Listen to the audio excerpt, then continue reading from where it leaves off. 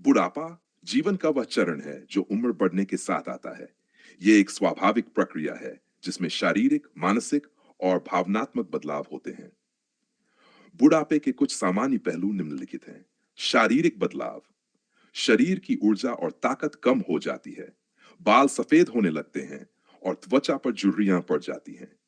हड्डियां कमजोर हो सकती हैं, जिससे जोड़ों में दर्द या चलने फिरने में कठिनाई हो सकती है। दृष्टि और सुनने की क्षमता कमजोर हो सकती है। मानसिक और भावनात्मक बदलाव। स्मृति में कमी या याददाश्त कमजोर हो सकती है। अकेलापन या भावनात्मक अस्थिरता महसूस हो सकती है। नए अनुभवों को अपनाने में कठिनाई हो सकती है। सामाजिक प्रभाव।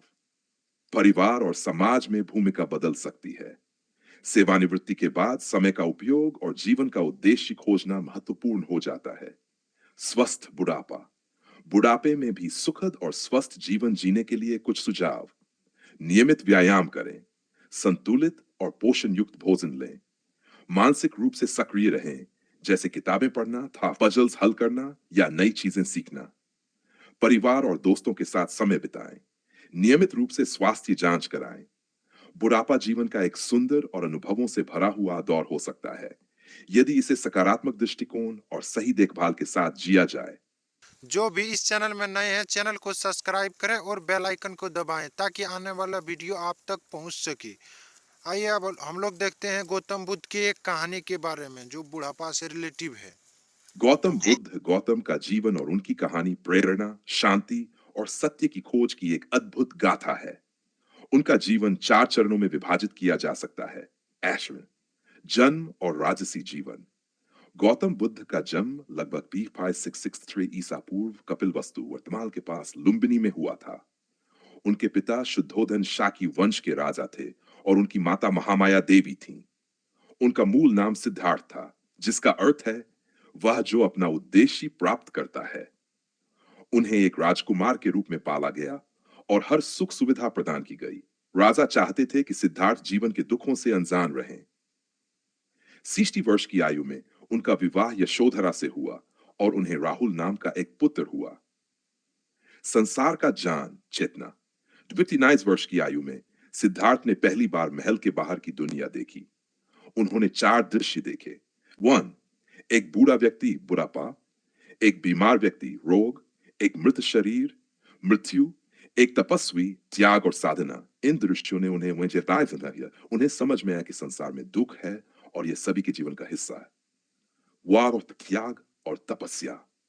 सत्य की खोज के लिए उन्होंने महल और अपनी संपत्ति छोड़ दी। इसे महाभिनिष्क्रमण कहा जाता है। उन्होंने कई वर्षों तक कठोर तपस्या की और अनेक गुरुओं से शिक्षा प्राप्त की। अंततः उन्हें समझ आया कि ठोर तपस्या से मुक्ति नहीं मिल सकती।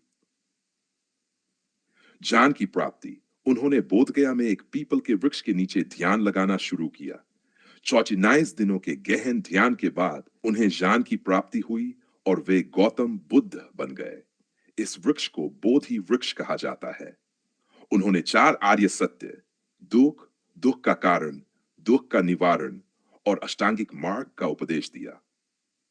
बाय धर्म चक्र प्रवर्तन।